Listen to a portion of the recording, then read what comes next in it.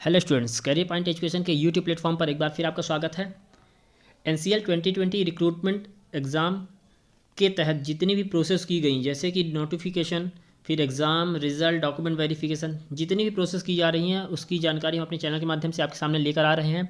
अब अगले स्टेप में बताएंगे कि आपको डॉक्यूमेंट वेरिफिकेशन जो कि अभी चल रहा है, इसके बाद आपका क्या अगला स्टेप होगा आपके द्वारा, आपके लिए एनसीएल कौन सा अगला चरण लेकर आएगा, उसमें आपको क्या प्रोसेस करनी है, उसकी पूरी जानकारी आज हम अपने इस वीडियो में देंगे। तो उसके पहले अगर आपने चैनल सब्सक्राइब नहीं किया तो चैनल सब्सक्राइब कीजिए, वीडियोस को लाइक कीजिए, बेल आइकन प्रेस कीजिए ताकि आगे आने वाली जो भी अपडेट है वो आपको मिलती रहे। ओके, तो चलिए आगे बढ़ते हैं, देखते हैं एनसीएल के द्वारा डॉक्यूमेंट वेरिफिकेशन के बाद होने वाला अगला चरण।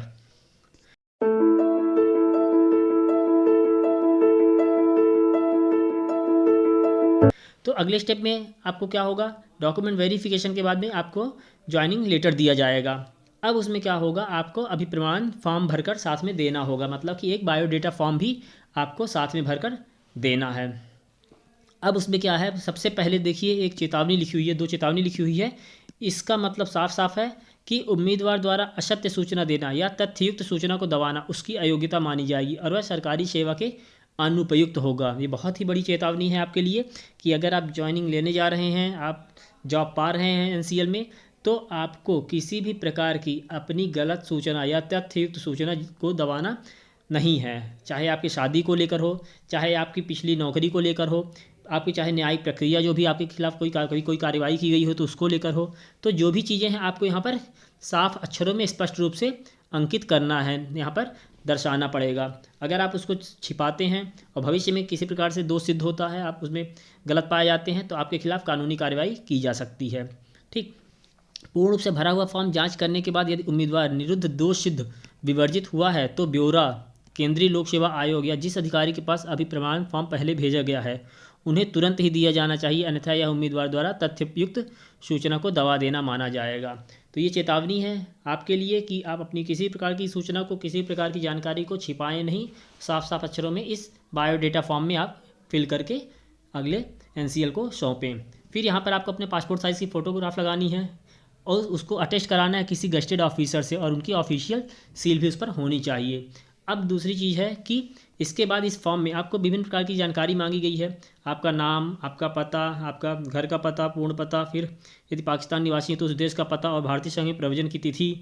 तो इस प्रकार से जितनी भी जानकारी, हर प्रकार की जानकारी आपसे एक एक छोटी जानकारी आपकी मांगी गई है ना।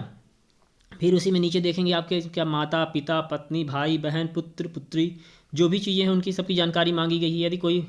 यदि विदेश में अध्ययनरत रहने वाले पुत्र पुत्रों एवं पुत्री पुत्रियों हैं तो उनके विषय में जानकारी, है ना। राष्ट्रीयता, जन्म तिथि, उनका उम्र, उनकी मैट्रिकुलेशन समय उम्र, जन्म स्थान, इस प्रकार जितनी भी जानकारी है हर एक जानकारी को एनसीएल के द्वारा मांगा गया है आपके, मतलब कि छोटी छोटी जानकारी जो कि आपने अपने एग्ज़ाम फॉर्म, यानी कि जो आपका नोटिफिकेशन के बाद जो आपने एप्लीकेशन फॉर्म फिल किया था उसमें नहीं मांगी गई थी, उसकी भी जानकारी यहाँ पर मांगी गई है।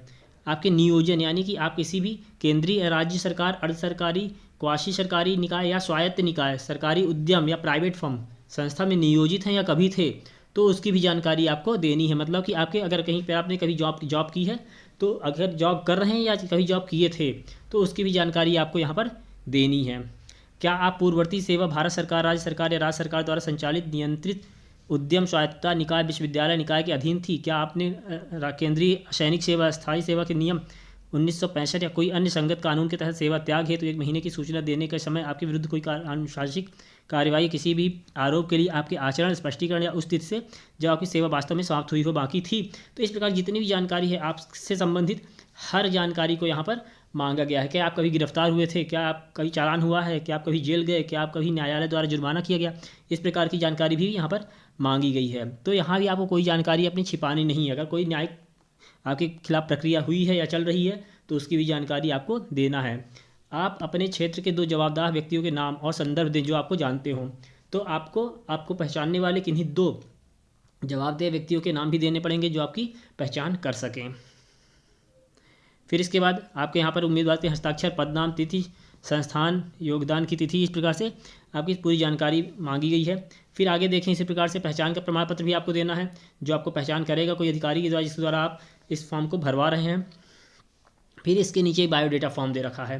यहाँ पर आपका आवेदन किया गया पोस्ट, रोल नंबर, नाम, पिता का नाम, जन्म तिथि, श्रेणी, कैटेगरी, धर्म, किस प्रदेश के रहने वाले, वर्तमान पता, स्थायी पता, आपकी शैक्षणिक योग्यता, मतलब जो कि आपने फॉर्म में जो फिलअप किया है वो एंट्री यहाँ पर मांगी गई है। आपका पुराना अनुभव, कभी आप किसी कंपनी में, किसी संस्था में, किसी सरकारी ऑर्गेनाइजेशन या फिर प्राइवेट ऑर्गेनाइजेशन में कभी काम किए हैं, कब से कब तक किए हैं, पद क्या था, कार्य का स्वभाव क्या था, आपका ड्यूटी का नेचर क्या था, इस प्रकार की जानकारी, वैवाहिक स्थिति, परिवार के सदस्यों का विवरण, मतलब कुल मिला के आप यह मान लें कि आपकी छोटी से छोटी जानकारी को भी मांगा गया है। अगर कोई आपका रिश्तेदार कोल इंडिया में कार्यरत है, वर्तमान में पदस्थापित है, तो उस स्थान का नाम, उनका पूरा एड्रेस, उनका नाम, उनके साथ आपका संबंध, सब चीज़ जानकारी आपको देना है और अंतिम में आपको अपने साइन करना है। तो इस प्रकार से ये इतना लंबा फॉर्म था, इसको आपको अच्छे से फिल करना है। अगर आप मैरिड हैं तो मैं उनके लिए एक अलग से फॉर्म है, उसको भी हम बताएंगे, उसको भी आपको भरकर साथ में अटैच करके और प्रत्येक डॉक्यूमेंट को आपको प्रॉपरली गेस्टेड ऑफिसर से अटेस्ट करवा के इसको सबमिट करना होगा। क्लियर बात। अगर कोई प्रॉब्लम होती है इस फॉर्म कैसे भरना है, अगर आपको लगता है तो इससे संबंधित हम चैनल पर वीडियो लेकर आएंगे, आप उसको देखकर इस फॉर्म को अच्छे से भर सकते हैं। तो चलिए आगे मिलते हैं। अगर कोई अपडेट एनसीएल के द्वारा आती है उसको हम चैनल पर अपने लेकर आएंगे। तब तक चैनल साथ बने रहिए, वीडियोस को लाइक कीजिए, शेयर कीजिए, बेल आइकन प्रेस कीजिए ताकि आगे आने वाली वीडियोस की अपडेट आपको मिलती रहे। ओके, चलिए मिलते हैं अगली क्लास में, अगले वीडियो में। Thank you.